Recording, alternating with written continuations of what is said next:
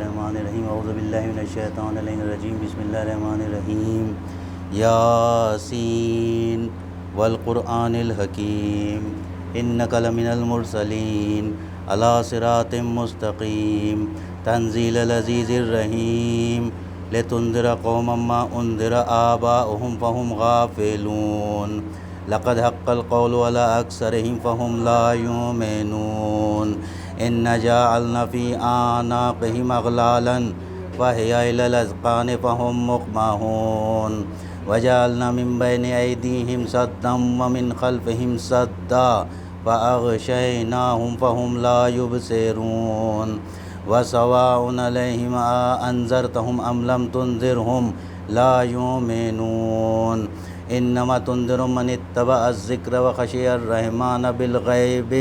فبشرہ بمغفرۃ واجر کریم انا نحن نحیی الموتى ونکتب ما قدموا وآثارهم وکل شیء احصیناہ فی امام مبین واضرب لهم مثلا اصحاب القریہ اذ جاءها المرسلون اذ ارسلنا الیہم اثنین فکذبوہما فعززنا بثالث فقالوا انا الیکم مرسلون قالوا ما انتم الا بشر مثلنا وما انزل الرحمن من شيء ان انتم الا تكذبون قالوا ربنا يعلم انا اليكم لمرسلون وما علينا الا البلاغ المبين قالوا انا تطيرنا بكم لئن لم تنتهوا لنرجمنكم ولا يمسنكم منا عذاب أليم قالوا طائركم معكم إن ذكرتم بل أنتم قوم مسرفون وجاء من أقصى المدينة رجل يسعى قال يا قوم اتبعوا المرسلين اتبعوا من لا يسألكم أجرا وهم مهتدون وما لي لا أعبد الذي فطرني وإليه ترجعون أتخذ من دونه آلهة إن يردني الرحمن بضر لا تغن عني شفاعتهم شيئا ولا ينقذون إني إذا لفي ضلال مبين إني آمنت بربكم فاسمعون قيل ادخل الجنة قال يا ليت قومي يعلمون بما غفر لي ربي وجعلني من المكرمين وما أنزلنا على قومه من بعده من جند من السماء وما كنا منزلين إن كانت إلا صيحة واحدة فإذا هم خامدون يا حسرة على العباد ما يأتيهم من رسول إلا كانوا به يستهزئون ألم يروا كم أهلكنا قبلهم من القرون أنهم إليهم لا يرجعون وإن كل لما جميع لدينا محضرون وآية لهم الأرض الميتة أحييناها وأخرجنا منها حبا فمنه يأكلون وجعلنا فيها جنات من نخيل وأعناب وفجرنا فيها من العيون ليأكلوا من ثمره وما عملته أيديهم أفلا يشكرون سبحان الذي خلق الأزواج كلها مما تنبت الأرض ومن أنفسهم ومما لا يعلمون وآية لهم الليل نسلخ منه النهار فإذا هم مظلمون والشمس تجري لمستقر لها ذلك تقدير العزيز العليم والقمر قدرناه منازل حتى عاد كالأرجون القديم لا الشمس ينبغي لها أن تدرك القمر ولا الليل سابق النهار وكل في فلك يسبحون وآية لهم أن حملنا ذريتهم في الفلك المشحون وخلقنا لهم من مثله ما يركبون وإن نشاء نغرقهم فلا صريخ لهم ولا هم ينقذون إلا رحمة منا ومتاعا إلى حين وإذا قيل لهم اتقوا ما بين أيديكم وما خلفكم لعلكم ترحمون وما تأتيهم من آية من آيات ربهم إلا كانوا عنها معرضين وإذا قيل لهم انفقوا مما رزقكم الله قال الذين كفروا للذين آمنوا أنطعم من لو يشاء الله أطعمه إن أنتم إلا في ضلال مبين ويقولون متى هذا الوعد إن كنتم صادقين ما ينظرون إلا صيحة واحدة تأخذهم وهم يخصمون فلا يستطيعون توصية ولا إلى أهلهم يرجعون ونفخ في الصور فإذا هم من الأجداث إلى ربهم ينسلون قالوا يا ويلنا من بعثنا من مرقدنا هذا ما وعد الرحمن وصدق المرسلون إن كانت إلا صيحة واحدة فإذا هم جميع لدينا محضرون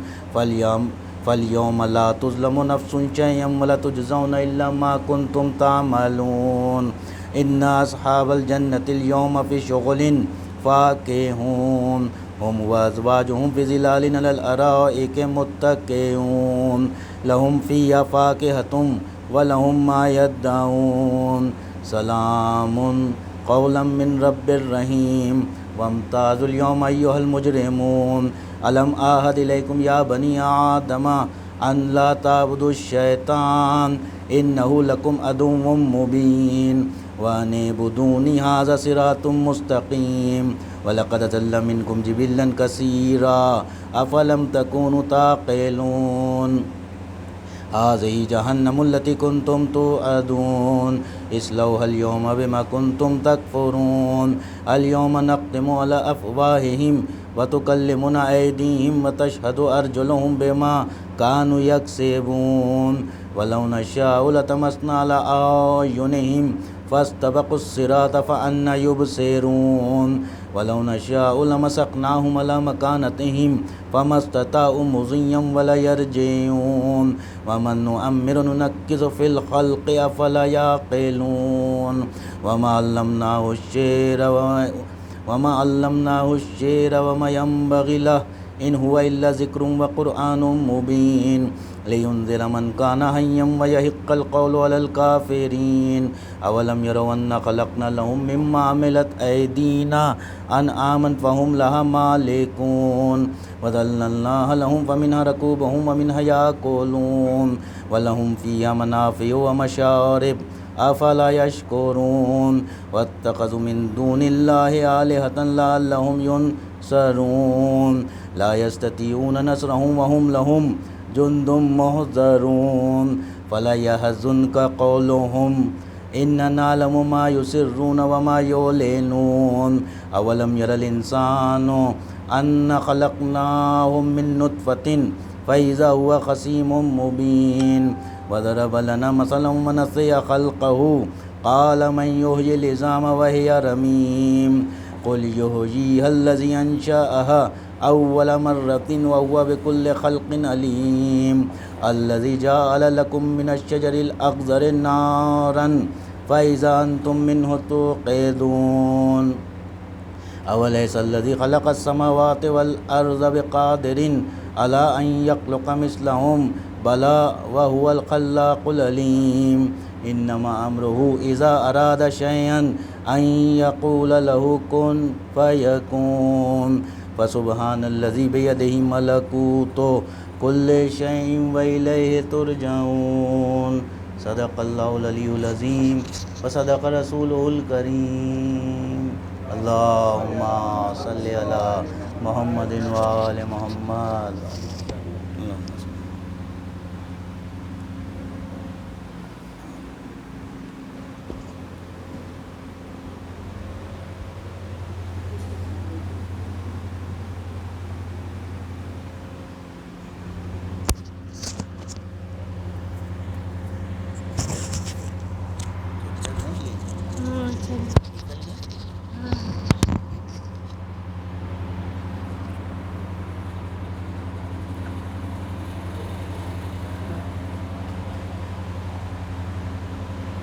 نعرہ سلوات.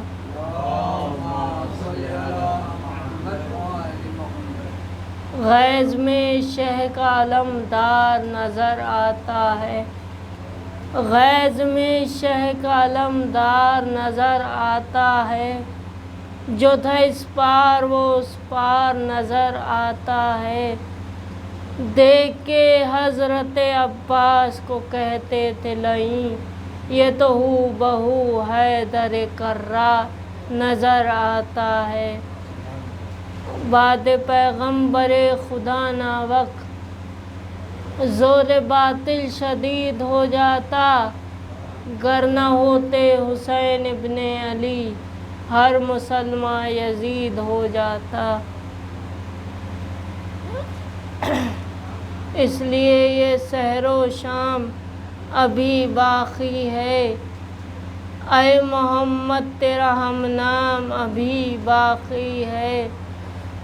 دین خالق کا کوئی کام ابھی باقی ہے، اس لیے وارث اسلام ابھی باقی ہے۔ دست قدرت نے لکھا عرش بری پہ شبیر، لوح محفوظ پہ وہ نام ابھی باقی ہے۔ الفت ساقی کوثر میں جو میثم نے پیا، وہی مومن کے لیے جام ابھی باقی ہے۔ جو محمد کے نواسے نے دیا نیزے پر، حق کا وہ دائمی پیغام ابھی باقی ہے۔ حق کا وہ دائمی پیغام ابھی باقی ہے۔ حر نے دم توڑ کے قدموں پہ کہا اے مولا، گھیر کے لانے کا الزام ابھی باقی ہے۔ بولے شبیر کہ میں نے تجھے آزاد کیا، فاطمہ دیں گی جو انعام ابھی باقی ہے۔ جب چلی کوفے کی جانب تو یہ زینب نے کہا، کربلا فتح ہوئی شام ابھی باقی ہے۔ دیکھ کے چہرہ شبیر کو لیلا نے کہا، کیا میرا اکبر گلفام ابھی باقی ہے۔ قتل شبیر کا آغاز تو سب نے دیکھا، خون شبیر کا انجام ابھی باقی ہے۔ دشمن آل محمد سے یہ کہہ دو ناوقت، بے خبر حشر کا ہنگام ابھی باقی ہے۔ نعرہ صلوات۔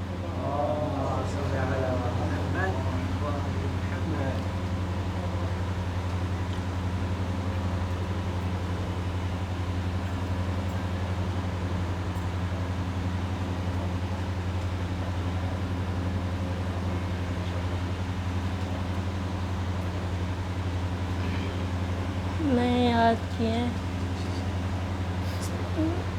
نور محمدی جو ضیا بار ہو گیا، عالم تمام مطلع انوار ہو گیا۔ الفت میں جو رسول کی سرشار ہو گیا، حق کی قسم وہ خلد کا حقدار ہو گیا۔ وہ پھول آج گلشن اسلام میں کھلا، ویراں جو چمن تھا وہ گلزار ہو گیا۔ رکھا قدم زمیں پہ خدا کے رسول نے، ہر سو نزول رحمت غفار ہو گیا۔ نور خدا کو دیکھ سکیں ہم بھی اس لیے، نور خدا کو دیکھ سکیں ہم بھی اس لیے، نور رسول انبیاء بردار ہو گیا۔ آغوش مصطفیٰ میں جو پلکے جواں ہوا، جنت کے نوجوانوں کا وہ سردار ہو گیا۔ نعرہ صلوات۔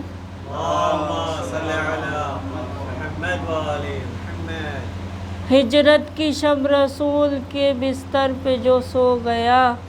ہجرت کی شب جو فرش پیمبر پہ سو گیا، وہ ہم شبیہ احمد مختار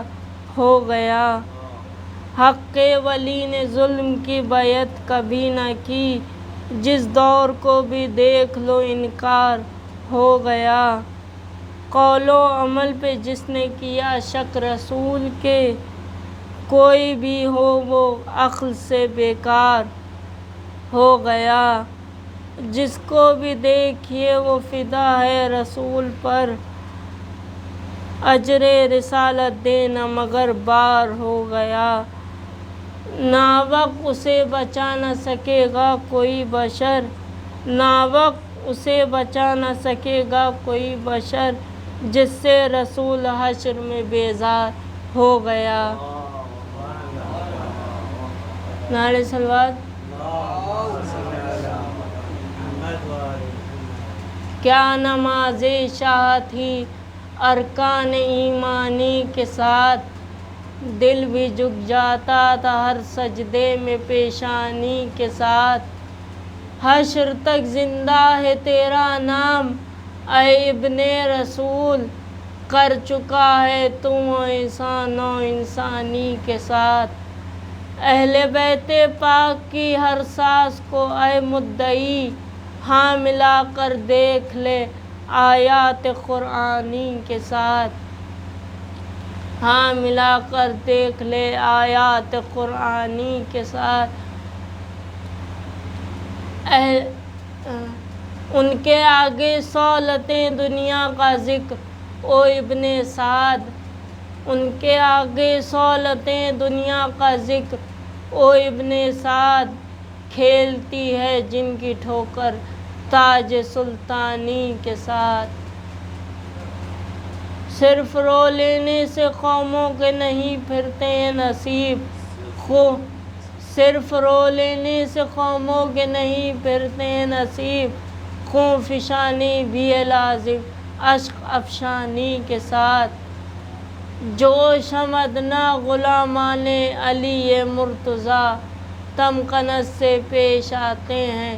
جہاں بانی کے ساتھ۔ نعرہ صلوات۔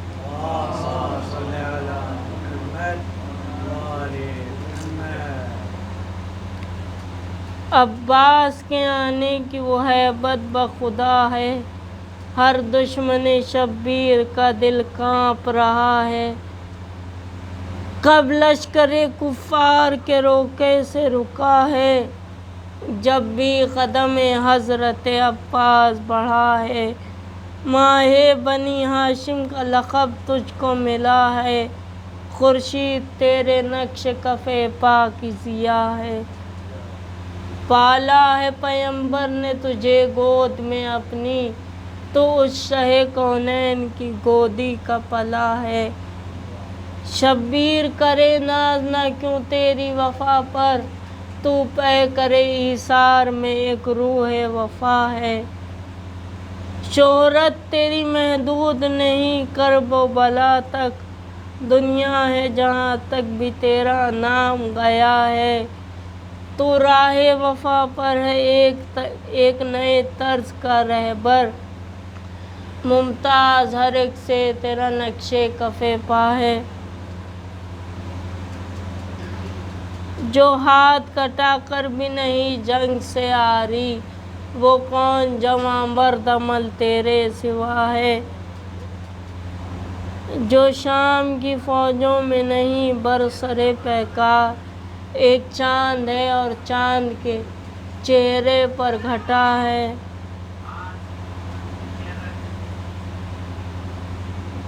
ہر حال میں شبیر کو آقا ہی پکارا، بھائی جو کہا بھی ہے تو مشکل سے کہا ہے، دنیا تیری ہستی کو بھلا ہی نہیں سکتی، ذہنوں میں اگر واقع کرب و بلا ہے، تجھ کو بھی جو منبر پہ جگہ ملتی ہے ناوقت، یہ حضرت عباس کی مدحت کا صلہ ہے۔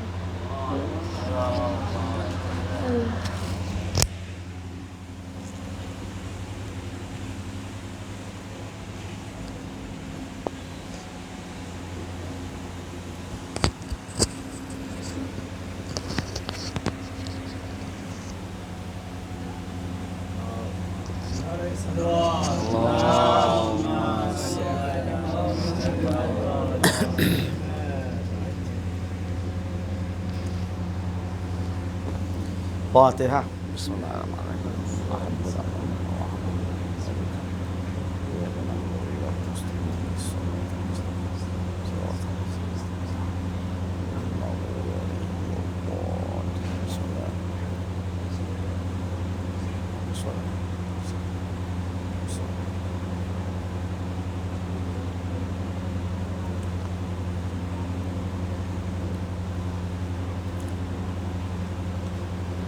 اعوذ باللہ السمیع العلیم من الشیطان الرجیم بسم اللہ الرحمن الرحیم الحمد للہ رب العالمین والصلاة والسلام علی اشرف الانبیاء والمرسلین خاتم النبیین شفیع ذنوبنا وطبیب نفوسنا مولانا ابی القاسم محمد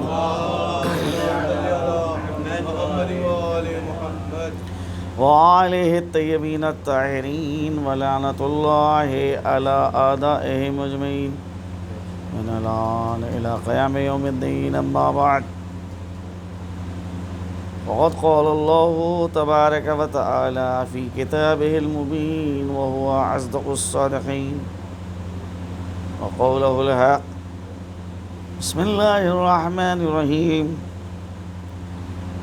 هو الذي أنزل عليك الكتاب منه آيات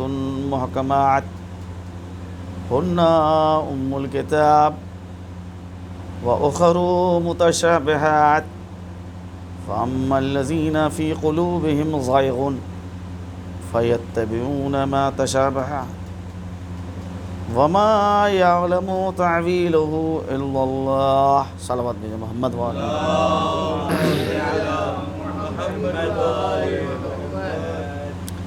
سورہ آل عمران کی یہ 7ویں آیت ہے، اور جو قرآن کی آیات کے حوالے سے اس میں تذکرہ ہو رہا ہے کہ قرآن کی میں 2 طرح کی آیتیں ہیں۔ کچھ آیات ہیں جن آیات کو آیات محکمات کہتے ہیں، اور وہ قرآن میں بنیادی حیثیت سے ہیں، اور ان کے مقابلے میں دوسری آیات ہیں قرآن میں جن کو آیات متشابہات کہتے ہیں۔ متشابہات کے معنی بہرحال اس کا علم سب کو نہیں ہے۔ اب جن لوگوں کے دل میں کجی ہے، ٹیڑھاپن ہے، وہ ان متشابہات آیتوں کے پیچھے پڑے رہتے ہیں اور ان کو اپنے معنی میں استعمال کرنے کی کوشش کرتے ہیں۔ تو آیات محکمات کو معیار قرار دیا جاتا ہے، ان کی روشنی میں متشابہات کو حل کیا جاتا ہے، کیونکہ بہرحال مسئلہ یہ ہے کہ اللہ سبحانہ و تعالیٰ اپنی کتاب کو اسی زبان اور اسی محاوروں میں نازل کرے گا کہ جو زبان اس وقت بولی جاتی تھی اور جو محاورے اس وقت استعمال کیے جاتے تھے۔ الگ سے نہ تو کوئی زبان ہوگی اور نہ الگ سے کوئی محاورے ہوں گے۔ عرب اور عربوں میں بھی بہرحال ہر ایک نہیں، حجاز، کیونکہ ہر جگہ کی عربی الگ الگ ہو، اور حجاز میں بھی پورے حجاز کو نہیں بلکہ اس میں بھی مکہ اور مکے میں بھی قریش کہ جن کی زبان فصیح زبان شمار کی جاتی تھی۔ فصاحت کے معنی یہی ہے کہ زبان اصول اور قواعد کے مطابق ہو، جو زبان کے اصول ہیں اور جو قواعد ہیں ان کے مطابق زبان ہو۔ تو اب آپ غور کریے کہ بہرحال قرآن جو ہے عربی میں نازل ہوا اور فصاحت کا شاہکار ہے۔ کوئی ایک لفظ بھی اگر کوئی محنت و مشقت کرے اور تلاش کرنے کی کوشش کرے کہ معاذ اللہ نعوذ باللہ اور قرآن کریم سے کوئی غیر فصیح لفظ نکال کے دکھائے، نہیں، جو الفاظ استعمال ہوئے بلکہ وہ معیار فصاحت ہے کہ آج اگر ایک لفظ کے حوالے سے دلیل ہم کو چاہیے کہ یہ لفظ فصیح ہے یا نہیں فصیح ہے، تو وہاں پر معیار کے طور پہ پیش کیا جاتا ہے کیونکہ قرآن میں آیا ہے، لہذا فصیح ہے۔ اس طرح سے لغت کا مسئلہ ہے، بہرحال آج بھی آپ دیکھ لیجیے کہ جو ہمارے پاس مراسی ہیں انیس کے، ادبیر کے اور دیگر شعراء کے، ان مراثی کی روشنی میں یہ فیصلہ کیا جاتا ہے کہ لفظ فصیح ہے یا غیر فصیح ہے۔ کبھی فلاں شاعر نے اپنے مرثیے میں اس لفظ کو استعمال کیا ہے تو اس سے لفظ کی فصاحت ثابت ہوتی ہے۔ تو قرآن کریم نازل ہوا ہے اس زبان میں کہ جو اہل مکہ کی زبان تھی، عربی زبان، لہٰذا وہ محاورے کی جو ان کے استعمال ہوتے تھے، انہی محاوروں کے اندر جو ہے وہ بلند مفاہیم کو پیش کیا گیا ہے کہ مطالب اور مفاہیم اتنے بلند ہیں کہ الفاظ بہرحال ان مطالب کو پوری طرح سے ویسے نہیں بیان کر سکتے، لہذا جو الفاظ استعمال ہو رہے ہیں انہی الفاظ میں ان بلند مطالب کو پیش کیا جائے گا۔ تو وہ آیات متشابہات کے جن کے مطالب بہت بلند ہیں، عام انسان ان مطالب کو آسانی سے نہیں سمجھ سکتا ہے، لیکن وہ استعمال ہوئے مفاہیم اور وہ مطالب انہی الفاظ میں کہ جو الفاظ وہ لوگ استعمال کرتے تھے، لہٰذا وہ یہ خیال کرتے ہیں کہ یہاں کے اوپر اس کے معنی جو ہیں وہ یہ ہیں، لیکن اس کے حقیقی معنی کیا ہیں؟ اس کے حقیقی معنی صرف اور صرف اللہ سبحانہ و تعالیٰ جانتا ہے، اور اللہ کے علاوہ کوئی نہیں جانتا ہے۔ اگر اللہ جو ہے وہ اپنے خاص بندوں کو اس میں سے کچھ تعلیم کرے دے تو یہ ایک الگ مسئلہ ہے۔ تو قرآن کریم کی یہ آیات جو متشابہ آیات ہیں، مثال کے طور کے اوپر فرض کیجئے ایسی متعدد آیات ہیں کہ جن میں بہرحال معنی واضح نہیں ہے۔ متشابہ آیت اس آیت کو کہتے ہیں کہ جس کے دو معنی ہوں یا دو سے زیادہ معنی ہوں۔ مثال کے طور پہ سورہ فتح میں یہ آیت ہے، ان الذین یبایعونک انما یبایعون اللہ، جو لوگ آپ کی بیعت کر رہے ہیں حقیقت میں وہ آپ کی بیعت نہیں کر رہے بلکہ وہ خدا کی بیعت کر رہے ہیں۔ ید اللہ فوق ایدیہم، اللہ کا ہاتھ ان کے ہاتھوں پہ ہے۔ تو اب یہ کہ اللہ کا ہاتھ ان کے ہاتھوں پہ ہے، اگر اس آیت کے ظاہری معنی لیں تو کیا واقعاً اللہ کا ہاتھ ہے؟ جیسے ایک انسان کا ہاتھ ہوتا ہے گوشت پوست کا، اسی طرح سے اللہ کا بھی ہاتھ ہے۔ تو کیا آیت تو یہ کہہ رہی ہے ید اللہ فوق ایدیہم، اللہ کا ہاتھ ان کے ہاتھوں کے اوپر۔ کیا معنی ہے یہاں کے اوپر؟ یا مثال کے طور کے اوپر سورہ قیامت کے اندر یہ آیت آتی ہے، الی ربہا ناظرہ، قیامت میں تمام بندگان خدا اپنے پروردگار کا نظارہ کریں گے۔ کیا مجسم ہو کے معاذ اللہ نعوذ باللہ خدا جو ہے ان لوگوں کے سامنے آئے گا اور لوگ جو ہیں اپنی آنکھوں سے خدا کا نظارہ کریں گے؟ تو کیا کہیے گا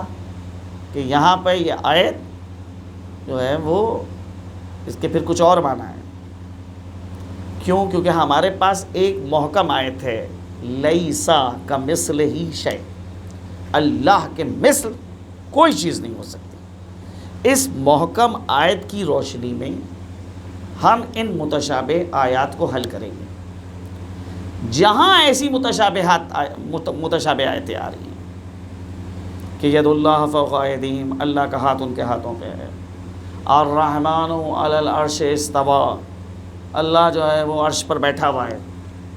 ٹھیک ہے، جہاں پر ایسی آیات ہیں ان آیات کو محکم آیتوں کی طرف پلٹائیں گے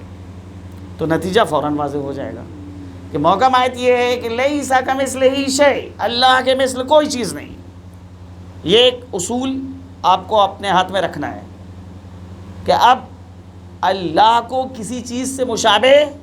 نہیں قرار دیا جا سکتا۔ ذات وہ ذات ہے کہ جس کو سمجھ نہیں سکتا ہے کوئی، جس سے ہم کو معرفت کی بھیک ملی ہے، وہ جب بارگاہ خداوندی میں یہ کہتا ہوا نظر آ رہا ہے ما عرفناک بحق معرفتہ، ارے جو تیرا حق تھا پہچاننے کا اسے ہم نے نہیں پہچانا۔ وجہ یہ ہے کہ وہ ذات ہے واجب الوجود اور انسان ہے ممکن الوجود۔ ایک ممکن واجب کو نہیں سمجھ سکتا، اس طرح سے ایک ناقص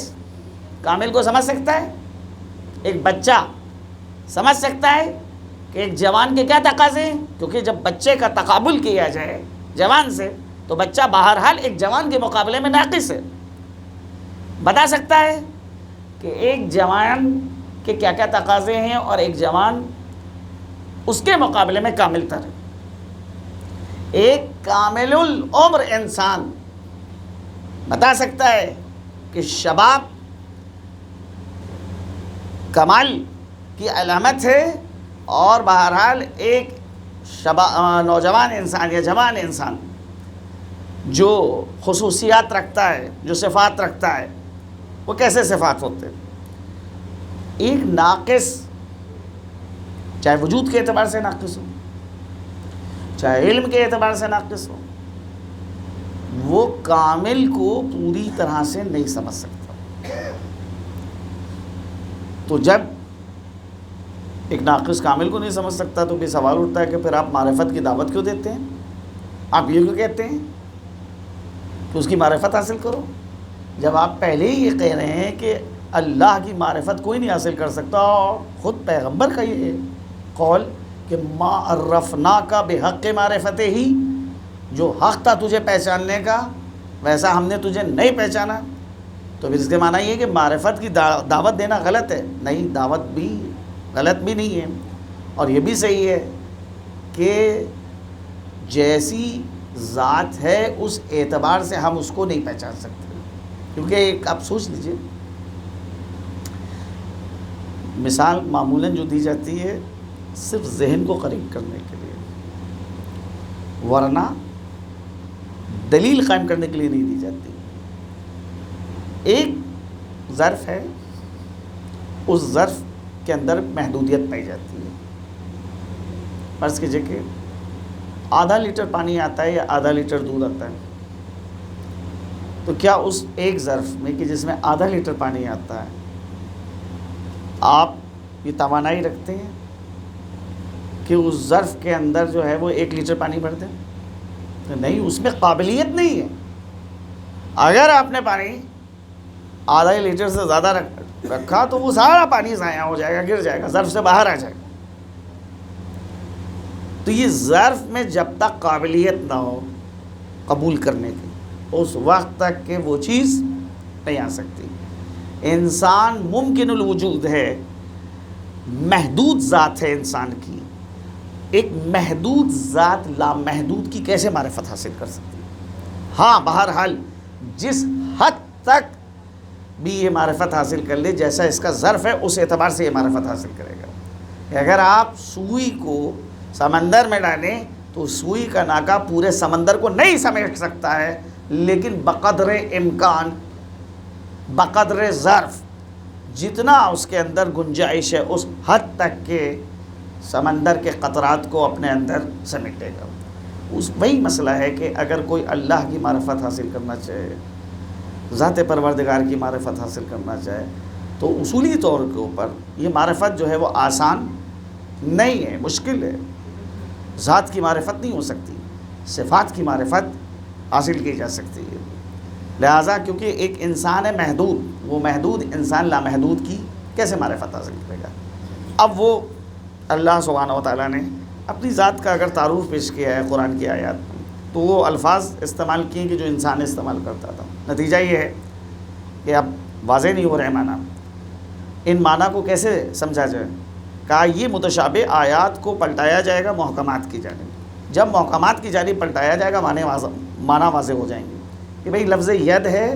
ید کے معنی 2 ہیں۔ ایک معنی ہوتے ہیں اس ظاہری ہاتھ کے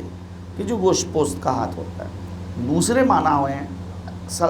سلطنت کے قدرت کے، حمایت کے۔ تو یہاں پر وہ ظاہری معنی مراد نہیں ہے، وہ پہلے معنی نہیں مراد ہے، کیونکہ ہمارے پاس ایک اصل ہے، ایک قانون ہے کہ لیسا کمثلہ شیء، اللہ کے مثل کوئی چیز نہیں ہو سکتی، تو وہ دوسرے معنی مراد ہے۔ اور وہ دوسرے معنی کیا ہے کہ جب یہ آیت آ رہی ہے کہ وَيَدُ اللَّهَ فَوْقَ أَيْدِيهِمْ، اللہ کا ہاتھ ان کے ہاتھوں پر ہے، تو اس کے معنی یہ ہے کہ اللہ کی حمایت، اللہ کی قدرت، اللہ کی سلطنت ان کے اوپر ہے، یعنی یہ ایک لمحے کے لیے بھی قدرت الہی اور حکومت الہی سے باہر نہیں جا سکتے۔ یہ معنی یہاں پر مراد لیے گئے۔ تو آیات کے اندر جس طرح سے متشابہ آیات ہیں اور محکم آیات ہیں، بالکل اسی طرح سے معصومین کی سیرت کا بھی مسئلہ ہے کہ ہمارے 14 معصومین ہیں، اور ان 14 معصومین میں بعض کردار ایسے ہیں اور بعض سیرت کے پہلو ایسے ہیں کہ جو محکم ہیں، اور بعض سیرت کے پہلو ایسے ہیں جن کا شمار متشابہات میں ہوتا ہے۔ تو جو متشابہات والے پہلو ہیں ان کو محکمات کی جانب پلٹایا جائے گا اور نتیجہ نکالا جائے گا۔ ہمارے کسی امام نے مثال کے طور پہ صلح کی ہے، دوسرے نے جنگ کری ہے، تیسرے نے مصلی عبادت کے اوپر بیٹھ کر مناجات اور دعاؤں کو پڑھا ہے، چوتھی شخصیت نے حلقہ درس کو تشکیل دیا ہے، شاگرد سفرہ علمی کے اوپر بیٹھے اور بیٹھ کر ان سے کسب فیض کیا۔ ایک شخصیت ایسی ہے کہ جس نے 14 سال تقریباً یا اس سے زیادہ کا عرصہ قید خانے میں گزارا ہے۔ تو سیرت کے الگ الگ پہلو ہیں۔ اب وہاں پر ہم اپنے ذوق کے مطابق جو ہے کسی امام کی سیرت کو نہیں اختیار کریں گے کہ میں امام حسن سے متاثر ہوں لہٰذا جو ہے میں ہر جگہ صلح کروں گا، میں امام حسین سے متاثر ہوں، مجھ کو کربلا متاثر کر رہی ہے لہٰذا جو ہے ہر جگہ جو ہے میں وہی اقدام کروں گا جو امام حسین نے کربلا میں انجام دیا ہے۔ نہیں، زمانے کے اعتبار سے اور مکان کے تقاضے کے اعتبار سے ہم کو فیصلہ کرنا ہے کہ اس وقت ہم کو سیرت حسنی پہ عمل کرنا ہے یا سیرت حسینی پہ عمل کرنا ہے، امام سجاد کی سیرت کے اوپر عمل کرنا ہے یا امام محمد باقر اور امام جعفر صادق کی سیرت پہ عمل کرنا ہے۔ جیسا زمانے کا تقاضا ہے اس تقاضے کے مطابق جو ہے ہم کو ان معصومین کی سیرت پہ عمل کرنا ہوگا۔ 14 معصومین ہیں، حقیقت سب کی ایک ہے، اولنا محمد وآخرنا محمد واوسطنا محمد، ہم سب کے سب ایک ہیں، ان میں وجود کے اعتبار سے حقیقت کے اعتبار سے کوئی فرق نہیں پایا جاتا ہے، فضیلت کے اعتبار سے سب کے سب ایک جیسے، نحنو فی فضل سوا، ہم فضیلت کے اعتبار سے برابر ہیں۔ لیکن بہرحال جیسا زمانہ تھا اس زمانے کے مطابق جو ہے یہ سیرت کے پہلو جو ہے نظر آ رہے ہیں۔ عام انسان جب اس سیرت کے پہلوؤں کو دیکھتا ہے تو اس کو یہ نظر آتا ہے کہ بعض سیرت کے پہلو ایسے ہیں کہ جن کے اندر تشابہ پایا جاتا ہے، متشابہ ہیں پہلو، اور بعض سیرت کے پہلو ایسے ہیں کہ جو محکم پہلو ہیں۔ تو یہ متشابہ پہلوؤں کو محکمات کی جانب پلٹایا جائے گا اور اس وقت جو ہے فیصلہ کیا جائے گا، اسی وقت ایک انسان صحیح طور پہ ہدایت حاصل کر سکتا ہے۔ آج سب سے بڑا معاشرے کا مسئلہ جو ہے، بعض لوگ، بہرحال دیکھیے میں تنقید نہیں کر رہا ہوں، گلہ کر رہا ہوں کہ قرآن کریم کو آپ ترجمے سے پڑھ رہے ہیں، ٹھیک ہے، ترجمہ پوری طرح سے آیات کو نہیں سمجھا سکتا ہے، بہرحال اصل زبان کا آنا بہت ضروری ہے۔ اور پھر آپ کو یہ بھی معلوم ہو کہ یہاں پر یہ محاورہ استعمال ہوا ہے، اب محاورے کا ایک خاص پس منظر ہوتا ہے، اس پس منظر میں آپ جو ہیں اس کا آیت کو سمجھنے کی کوشش کریں گے۔ تو اب مسئلہ یہ ہے کہ بہت سے افراد ایسے ہیں کہ جیسے ایک آیت کو قرآن کی لیا اور پھر اسی کو معیار قرار دے دیا، جبکہ قرآن کا مسئلہ یہ ہے کہ قرآن کے اندر ایک اگر عام حکم بیان ہوا ہے تو اس کا خاص حکم بھی دوسری جگہ کے اوپر بیان ہوا، ایک جگہ کے اوپر ایک چیز اگر مطلق طور پہ بیان ہوئی ہے تو بعد میں اس کی ایک قید بھی بیان ہوتی ہے. ایک جگہ کے اوپر اگر اجمال پایا جاتا ہے دوسری جگہ کے اوپر اس کی تفصیل پائی جاتی ہے. مثال کے طور کے اوپر آپ آیات قرآنیہ کو دیکھیے تو وہاں کے اوپر یہ نظر آتا ہے کہ اللہ کے علاوہ غیب کا علم کسی کو نہیں. کثرت سے آیت ہے، ایک دو نہیں آیتیں ہیں. لا یعلم الغیب الا ہوا، غیب کا علم صرف اور صرف اللہ کو ہے، اللہ کے علاوہ کسی کو نہیں. اب ان آیات کو اگر انسان جو ہے وہ دیکھے اور دیکھنے کے بعد یہ فیصلہ کرے اور یہ کہے کہ جناب غیب کی اگر کوئی خبر دیتا ہے تو جھوٹی خبر ہے، غیب کا علم صرف خدا کو ہے، اللہ کے علاوہ کسی کو نہیں ہے.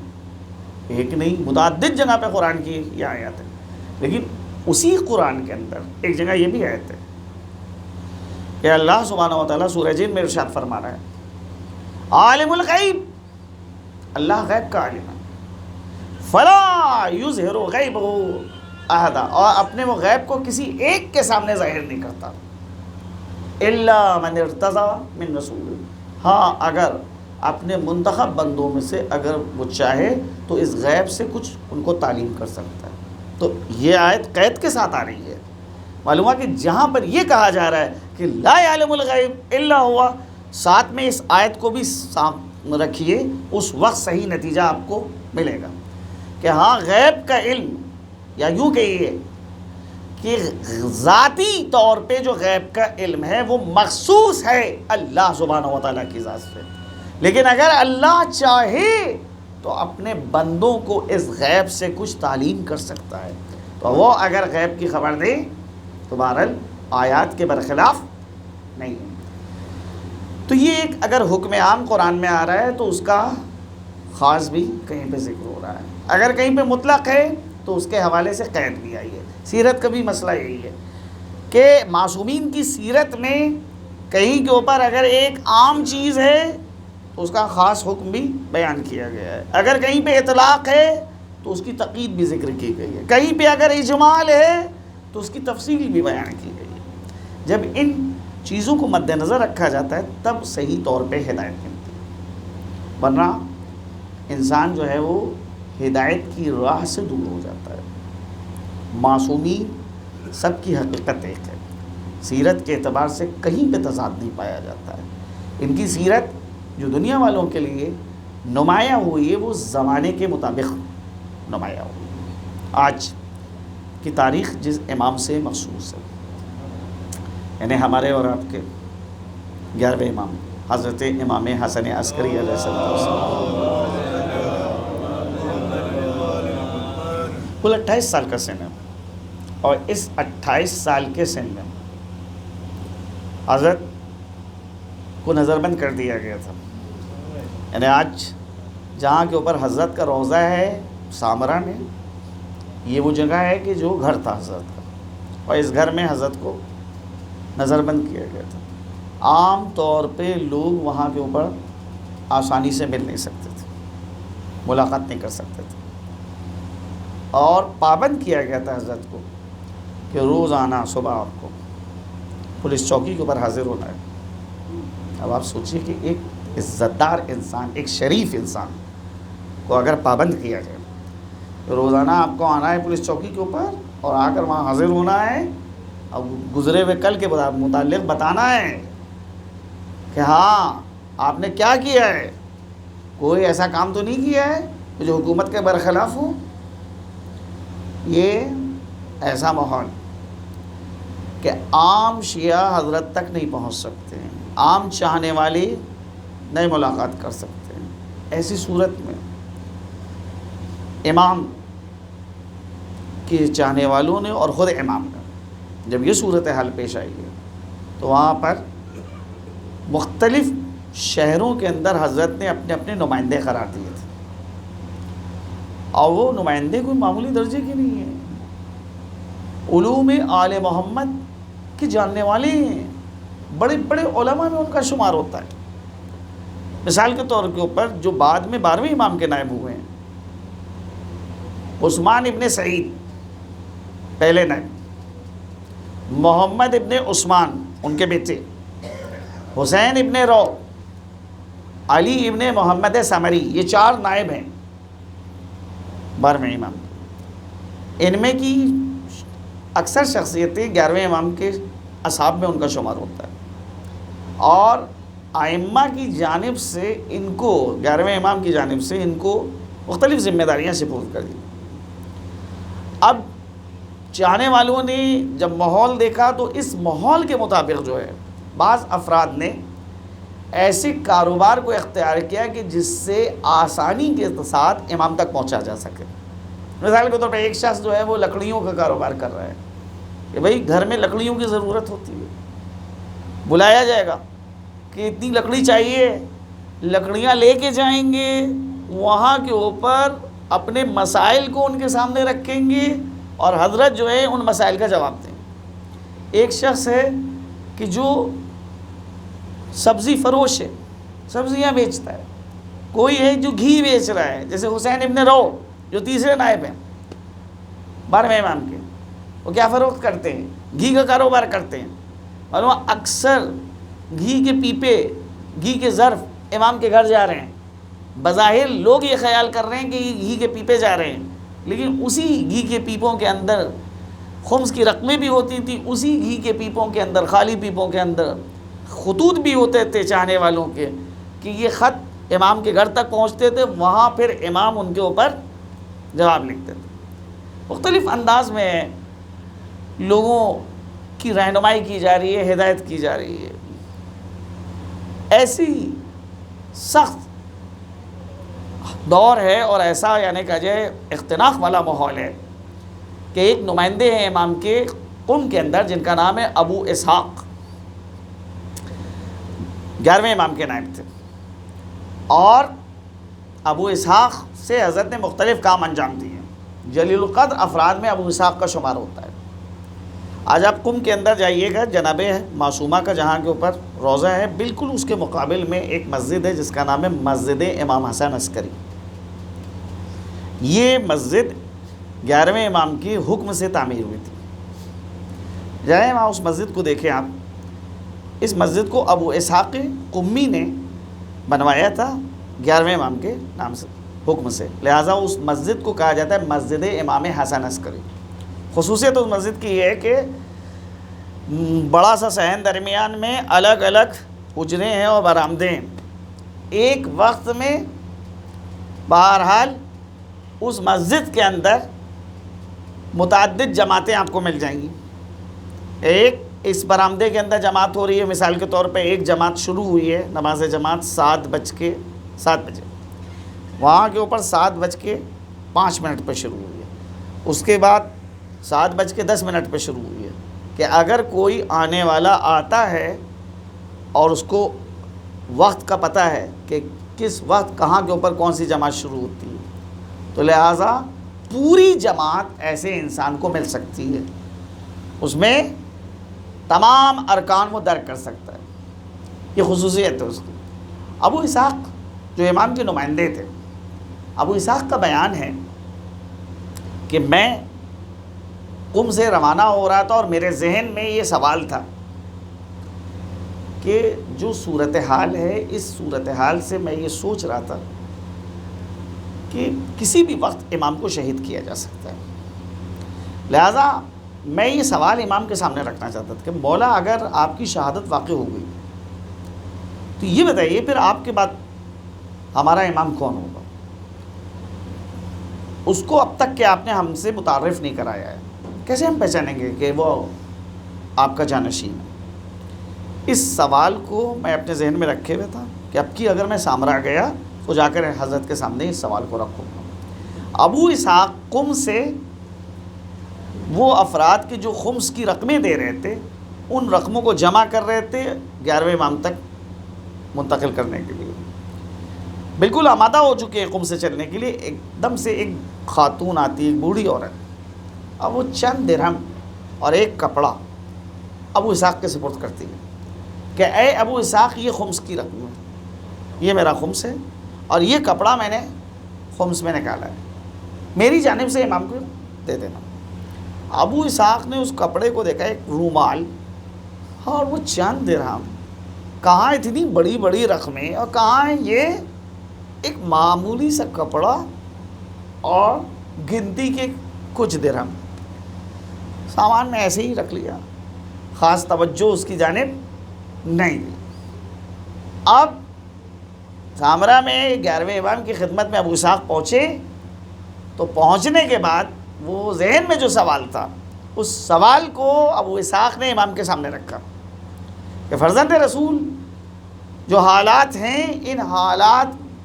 سے یہ ہم لوگوں کو لگ رہا ہے کہ آپ کو کسی وقت بھی شہید کر دیا جائے گا۔ اگر ایسی صورتحال پیش آ گئی تو یہ بتائیے کہ آپ کے بعد پھر ہم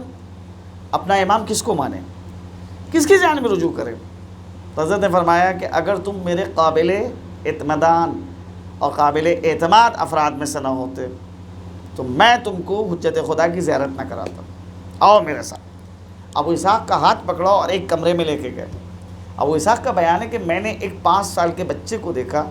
کہ جس کا چہرہ مثل چاند کی چمک رہا تھا۔ حضرت نے فرمایا یہ ہے تمہارا امام، میرے بعد اس کو تم امام ماننا، اللہ نے اس کو تمہارے لیے امام قرار دیا، اور جو تمہارے مسائل ہیں وہ ان سے سوال کر سکتے۔ ابو اسحاق نے حضرت سے کچھ سوالات کے جوابات ملے۔ اس کے بعد 11ویں امام نے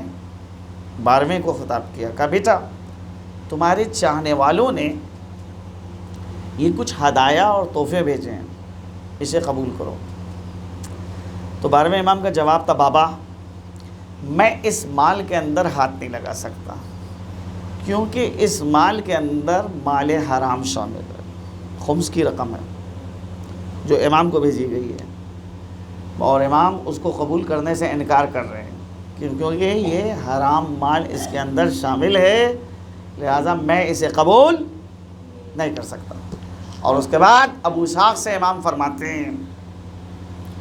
کہ ابو اسحاق وہ رومال کہاں ہے اور وہ درہم کہاں ہے جو تم کو اس خاتون نے قم میں سپرد کیے تھے؟ ابو اسحاق حیرت میں ہیں کہ جس رومال اور جن درہموں کو میں نے اہمیت نہیں دی تھی اس کے بارے میں حضرت مجھ سے سوال کر رہے ہیں۔ چنانچہ آتے ہیں اور اپنے سامان کو تلاش کرنا شروع کرتے ہیں، کہیں کے اوپر وہ رومال نظر نہیں آ رہا ہے، وہ کپڑا نہیں دکھ رہا ہے، بہت جستجو اور تلاش کی نہیں نظر آیا۔ پھر آتے ہیں اس کمرے میں کہ جہاں امام تشریف فرماتے ہیں، وہ جانماز بچھی ہوئی تھی، دیکھا کہ امام کی جانماز کے اوپر وہ رومال رکھا ہوا ہے۔ ابو اسحاق نے یہ رومال دیکھا تو حیرت کرتے ہیں کہ یہ رومال یہاں کیسے آیا؟ امام نے حیرت کو محسوس کر لیا، مسکرا کے ابو اسحاق کو دیکھا، کہا اے ابو اسحاق، اگر ایک مال حلال اور خلوص کے ساتھ ایک چیز نکالی جاتی ہے تو دنیا کی رکاوٹیں اس کو ہم تک کے آنے سے نہیں روک سکتی، ہم اسے قبول کر لیتے ہیں۔ اور اگر ایک حرام مال ہے، چاہے جتنا زیادہ نکالا جائے، ہم قطعاً اسے نہیں قبول۔ یہ ہمارے لیے بہرحال فقرہ جو ہے وہ الگو ہے، نمونہ ہے۔ ہاں عزیزان گرامی، وہ سخت حالات، اور ان سخت حالات میں حضرت نے جو تربیت کی ہے، مختلف علاقوں کے اندر اپنے نمائندے بھیجے ہیں، اور کیونکہ جو صورتحال پیش آنے والی ہے کہ اب غیبت کا زمانہ شروع ہو رہا ہے، 11ویں امام کی شہادت ہے اور 12ویں امام کی غیبت شروع ہو رہی ہے۔ ایسا نہیں ہے یہ قطعاً جو بات کہی جاتی ہے کہ لوگ گرفتار کرنے کے لیے آئے اور وہ امام جو تھے ان کے درمیان سے اٹھے اور اٹھ کے چلے گئے، نہیں نہیں جناب، غیبت کا آغاز ہی ہو رہا ہے شہادت امام حسن عسکری کے بعد، یعنی 12ویں امام کی امامت جو شروع ہو رہی ہے وہ غیبت کے ساتھ شروع ہو رہی ہے۔ ہاں غیبت 2 طرح کی تھی، ابتدا میں کچھ لوگ نمائندوں کی، وکیلوں کی مدد سے، واسطے سے امام تک پہنچ جاتے تھے، جس کو غیبت صغریٰ کہا جاتا ہے۔ 70 سال کا یہ عرصہ ہے، اور اس کے بعد کا جو سلسلہ ہے جو آج تک قائم ہے، اسے کہتے ہیں غیبت کبریٰ۔ تو یہ جو ابتدا میں 70 سال کا دور ہے، کیونکہ تربیت کرنا ہے نا لوگوں کی. سن 11 ہجری میں جو عام مسلمانوں کو مشکل پیش آئی ہے وہ چاہنے والوں کو نہ پیش آئے مشکل. کہ پیغمبر کا سن 11 ہجری میں اٹھ جانا، عام افراد جو ہیں وہ پریشان ہیں، سرگرداں ہیں کہ کس کی جانب رجوع کریں.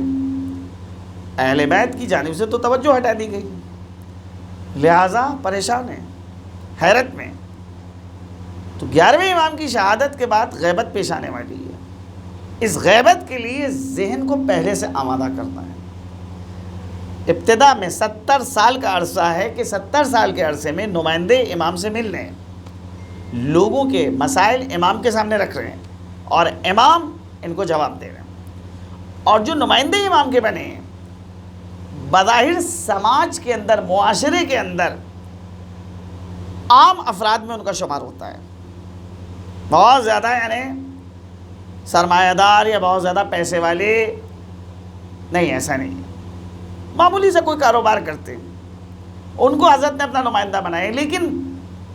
اصل میں یہ ایک لمحہ فکریہ ہے کہ ایک آدمی جو ایک سماج کے اندر زندگی گزار رہا ہے، جس کی جانب لوگ توجہ نہیں دیتے ہیں، لوگ سوچتے ہیں کہ یہ کوئی عام آدمی ہے، وہی آدمی اللہ کے نزدیک، اس کے رسول کے نزدیک اہمیت رکھتا ہے. اس کو امام اپنا نائب بنا رہے ہیں، اس کو نمائندہ بنا رہے ہیں. حسین ابن رو جو تیسرے نمائندے گھی بیچتے تھے، اور ایک شخصیت ایک بزرگ کی تھی ابو سہل نوبختی، دونوں ایک ہی خاندان سے. یہ بغداد میں ایک خاندان تھا ہمارے علماء کا، خاندان نوبخت، جس میں سے تیسرے نائب حسین ابن رو بھی ہیں اور ابو سہل نوبختی بھی ہیں. ابو سہل نوبختی علمی اعتبار سے بہت زیادہ آگے تھے، اور اکثر مخالفین آل محمد سے وہ مناظرے کرتے تھے، بحث کرتے تھے. لوگوں میں یہ خیال تھا کہ اب نائب امام کے ابو سہل نوبختی بنیں گے، جو علمی اعتبار سے بہت اونچے ہیں. کسی کے خیال میں بھی نہیں تھا کہ یہ حسین ابن رو کو جو ہے نائب بنایا جائے گا. لیکن جب حضرت کی جانب سے نائب بنایا گیا تو حسین ابن رو کو بنایا گیا، ابو سہل کو نہیں بنایا گیا ہے. تو پریشان، ایسا کیوں ہوا؟ حسین ابن رو ایک عام آدمی ہے، علمی اعتبار سے اس منزل پہ نہیں ہے جس منزل کے اوپر ابو سہل نوبختی ہیں. یہ مخالفین سے مناظرہ کرتے ہیں، بحث کرتے ہیں، لیکن امام نے ان کو نائب نہیں بنایا. لوگوں نے اس مسئلے کو خود ابو سہل نوبختی کے سامنے رکھا کہ تم کو کیوں نہیں نائب بنایا حضرت نے، حسین ابن رو کو کیوں نائب بنا دیا. لیکن ایک انسان جو انصاف پسند ہے وہ بہرحال حقائق کو درک کر لیتا ہے، سمجھ لیتا ہے. ابو سہل نے کہا کہ دیکھو میرے درمیان اور حسین ابن رو میں بڑا فرق ہے. میں مناظرہ کرنے والا آدمی ہوں، بحث کرنے والا ہوں، مخالفین کے سامنے آل محمد کے حق کو ثابت کرتا ہوں. اور جب ایک انسان مناظرہ کرتا ہے بعض اوقات عقل پیچھے چلی جاتی ہے، جذبات اور احساسات اس کے سامنے آ جاتے ہیں.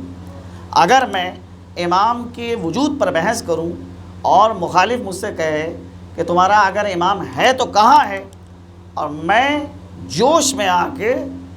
امام کا پتہ بتا دوں کہ فلاں جگہ کے اوپر امام ہے، جو مصلحت الہی کے برخلاف ہے. حسین ابن رو کا مسئلہ یہ ہے کہ حسین ابن رو کی اگر ابا کے نیچے بھی امام چھپے ہوں گے اور امام حسین ابن رو کو ٹکڑے ٹکڑے کر دیا جائے تب بھی یہ نہیں بتائیں گے کہ امام کہاں ہے. اس بنا پر نمائندہ ان کو بنایا گیا ہے، مجھے نمائندہ نہیں بنایا. ہاں، دنیا کو یہ خاموش زندگی بھی گوارا نہیں، زہر دیا جاتا ہے. اور آپ دیکھیے کیا منافقت ہے کہ ایک طرف سے زہر دیا گیا ہے، دوسری طرف سے حکومت کی جانب سے ڈاکٹر بھی بھیجا جا رہا ہے، حکیم بھی بھیجا جا رہا ہے علاج کے لیے. یہ ظاہر کیا جا رہا ہے کہ ہم تو ان کے حوالے سے فکر مند ہیں، اور جو حکیم قرار علاج کے لیے معین کیا گیا ہے وہ بھی مسلمان نہیں ہے، مسیحی ہے، عیسائی ہے. جو جاسوسی کر رہا ہے، گھر میں امام کے آ رہا ہے، وہ آ کر امام کے جسم اقدس کو دیکھ رہا ہے، صحت کو دیکھ رہا ہے، اور یہ اندازہ لگا رہا ہے کہ ابھی زہر کس حد تک پھیلا ہے، کہاں تک کے گیا ہے. نتیجہ یہ ہوتا ہے کہ یہ زہر تیزی سے پھیل رہا ہے۔ ہاں، امام کو اپنی شہادت کا پہلے سے علم تھا، چنانچہ اپنے ایک ساتھی سے کہا تھا کہ جب 6 دن کے بعد تم واپس آؤ گے تو اس گھر سے تم کو رونے کی آواز سنائی دے۔ اس وقت متوجہ نہیں ہوا کہ یہ کیا پیغام ہے اس کے اندر، لیکن 6 دن کے بعد جب وہ اپنے کام سے واپس آتا ہے سامرا میں، تو بہرحال امام کے گھر سے گریے اور شیون کی آوازیں آ رہی تھیں۔ معلوم کیا کہ کیوں گریہ اور شیون بلند ہو رہا ہے، پتہ یہ چلا کہ 11ویں امام کو زہر دغا سے شہید کر دیا ہے۔ ہاں، عالم غربت میں یہ شہادت ہے، مدینے سے دور ہیں، گھر کے نزدیک افراد بہت کم لوگ ہیں جو یہاں کے اوپر ہیں۔ ہاں، بہرحال عزت اور احترام کے ساتھ جو ہے وہ جنازے کو غسل دیا جاتا ہے، کفن پہنایا جاتا ہے اور نماز کے لیے جنازہ اللہ کے رکھا جاتا ہے۔ حضرت کے بھائی جعفر آگے بڑھتے ہیں، چاہتے ہیں کہ نماز جنازہ پڑھیں کہ اس وقت ایک شخصیت نمایاں ہوتی ہے، یہی شخصیت کوئی اور نہیں، ہمارے اور آپ کے 12ویں امام ہیں۔ آگے بڑھتے ہیں اور کہتے ہیں چچا پیچھے ہٹیے،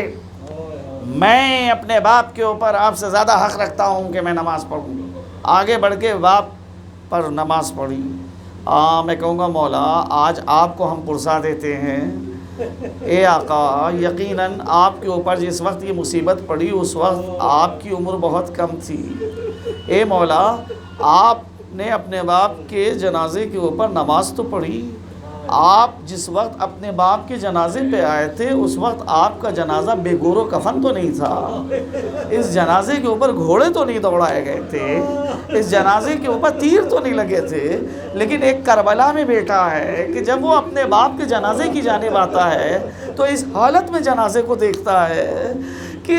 جنازہ جگہ جگہ سے زخمی ہے، ارے اس جنازے کے اوپر لباس بھی نہیں ہے، اور وہ توہین کی گئی ہے کہ جنازے کے اوپر شہادت کے بعد گھوڑوں کو دوڑایا گیا ہے جس سے سینے کی ہڈیاں پشت سے چسپاں ہو چکی ہیں۔ ارے زین العابدین اس حالت کے اوپر عجیب کیفیت ان کی ہو جاتی ہے۔ زینب نے جو بھتیجے کی حالت کو دیکھا تو کہا یا بقیت و اخی و جدی، اے میرے بھائی اور نانا کی یادگار، میں کیا دیکھ رہی ہوں، میرے لال ایسا محسوس ہوتا ہے جیسے تمہاری روح قفس عنصری سے پرواز کر جائے گی۔ کہتے ہیں پھوپھی ارے کیوں کر صبر کروں، ارے ان ظالموں نے اپنے کشتہ ہوئے نجس کو دفن کر دیا، میرے بابا کا لاشا بے گور و کفن ہے۔ زینب آگے بڑھتی ہے، کہتی ہے میرے لال مت گھبراؤ، میں نے ام ایمن سے سنا ہے کہ ایک دن یہاں پہ روزہ تعمیر ہوگا، میرے نانا نے فرمایا ہے کہ دور دور سے زوار آئیں گے، ملائکہ اس روزے کا طواف کریں گے۔ اے میرے لال یہ حالات بہت ہی مختصر دن کے لیے ہیں، یہاں پر ایک قبیلہ آئے گا جو تمہارے باپ کے جنازے کو دفن کرے گا۔ ارے زینب کی زبانی جب سید سجاد نے یہ حدیث سنی تو دل مطمئن ہو گیا۔ ہاں جب امام زین العابدین کا ناقہ آگے بڑھ گیا تو اب زینب کو کون سمجھائے، زینب کو کون تسلی دے، زینب نے سید سجاد کو تسلی دی۔ چنانچہ تاریخ کہتی ہے کہ زینب اب نشیب کے نزدیک آتی ہے، بھائی کے لاشے کو خطاب کیا، کہتی ہے انت اخی، ارے کیا تو میرا بھائی ہے، انت ابن امی، ارے کیا تو میرا ماجایا ہے، اگر تو میرا بھائی ہے تو بتا تیرے جسم کا لباس کیا ہوا۔ ارے اس جسم کا جو سردہ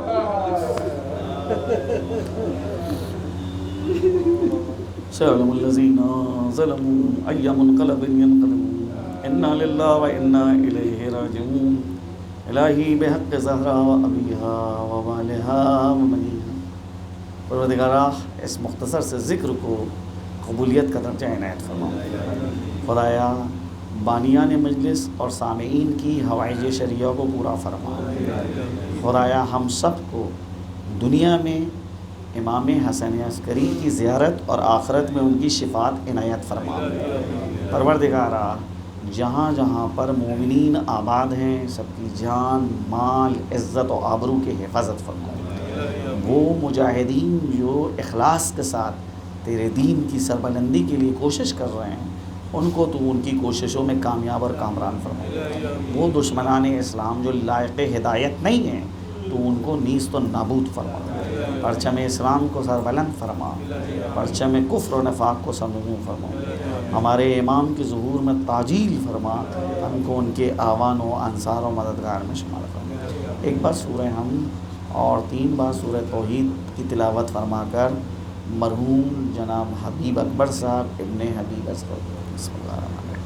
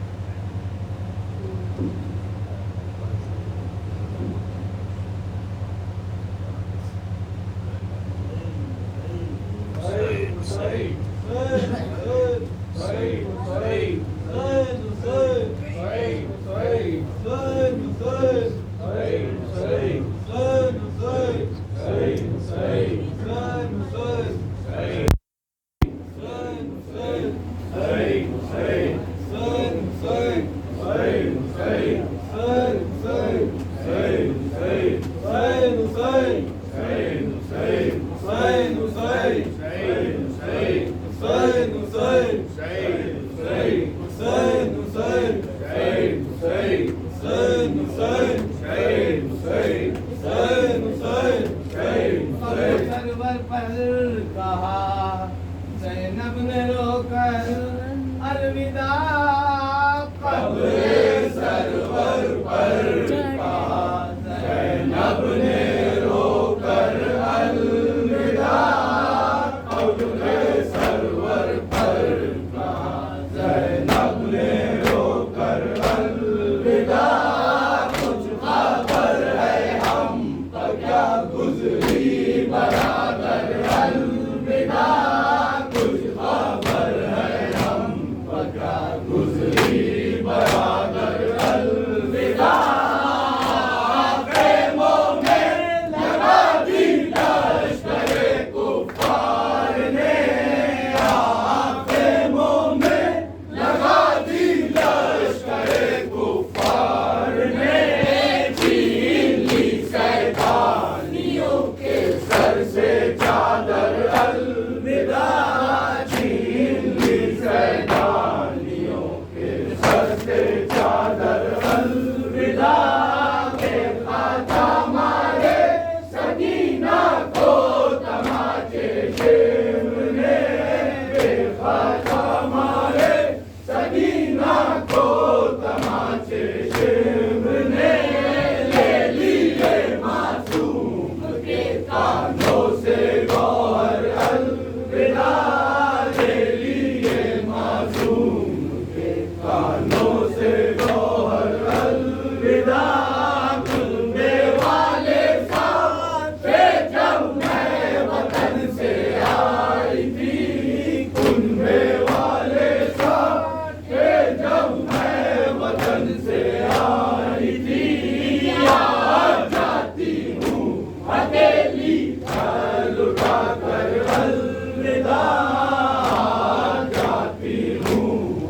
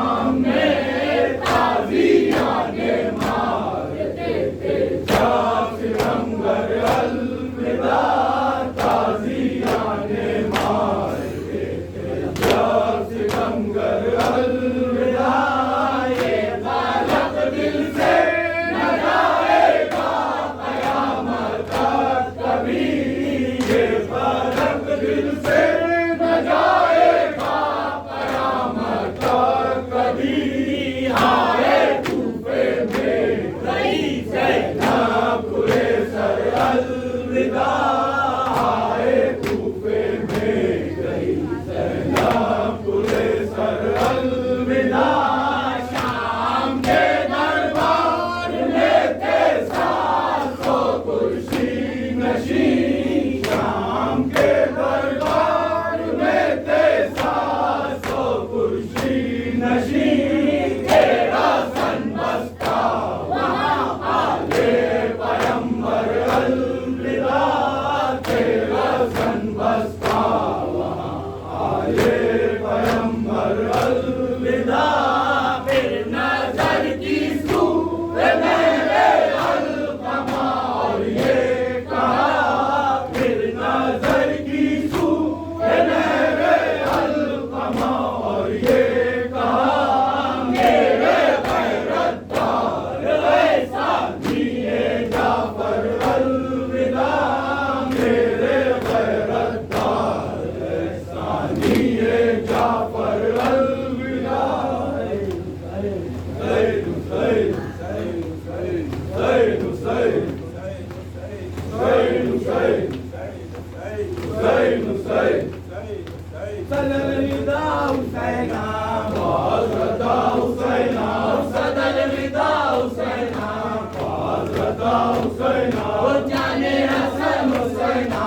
حضرت حسینہ، جان حسن حسینہ، حضرت حسینہ، شاہ زمان حسینہ، حضرت حسینہ، شاہ زمان حسینہ، حضرت حسینہ، تشنا دہن حسینہ، حضرت حسینہ، تشنا دہن حسینہ، حضرت حسینہ، صلی الوداع حسینہ، حضرت حسینہ، صلی الوداع حسینہ،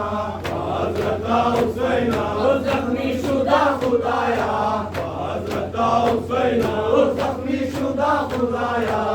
حضرت حسینہ، ہنستا دیا نہ ہر جا،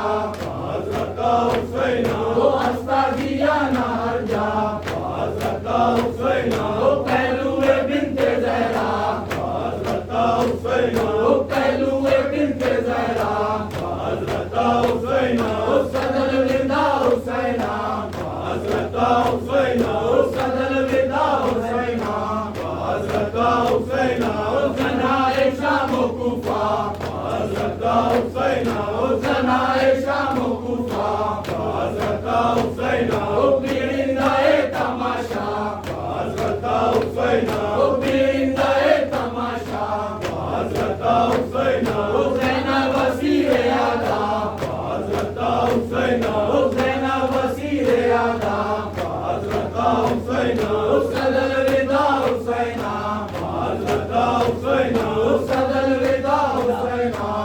حضرت حسینہ، صدا کرسی نشین است، حضرت حسینہ، صدا کرسی نشین است، حضرت حسینہ، حاکم شامل لعین است، حضرت حسینہ، حاکم شامل لعین است، حضرت حسینہ، پیشب زینب وزین است، حضرت حسینہ، پیشب زینب وزین است، حضرت حسینہ، صلی الوداع حسینہ، حضرت حسینہ، صلی الوداع حسینہ، حضرت حسینہ، پسند قوم آدھا، حضرت حسینہ، پسند قوم آدھا، حضرت حسینہ، غیر لسن بریزہ، حضرت حسینہ، غیر لسن بریزہ، حضرت حسینہ، آلِ رسول خدا، حضرت حسینہ، آلِ رسول خدا، حضرت حسینہ، صلی الوداع حسینہ، حضرت حسینہ، صلی الوداع حسینہ،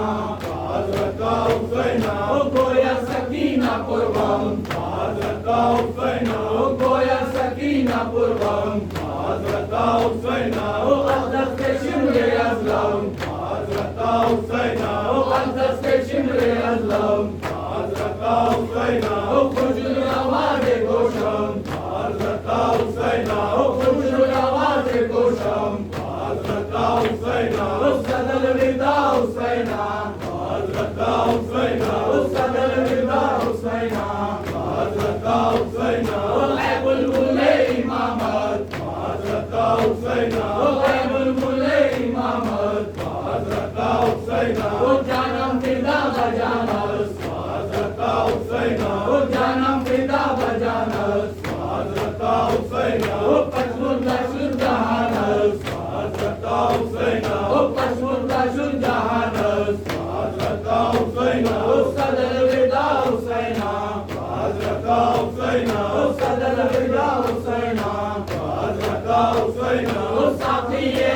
کوثر حضرت حسین وہ ساقی حوض کوثر حضرت حسین وہ شافی روز محشر حضرت حسین وہ شافی روز محشر حضرت حسین وہ تشنا لب مسافر حضرت حسین وہ تشنا لب مسافر حضرت حسین